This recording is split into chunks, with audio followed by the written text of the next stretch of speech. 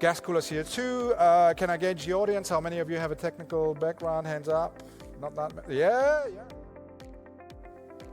These two bars represent the heat extraction process at different pressure levels. And as a matter of fact, when you lower the pressure, that's why we have the correction factors. Once again, many numbers. Just look at the right-hand side. These numbers are based on industry experts' consensus, which is really a result of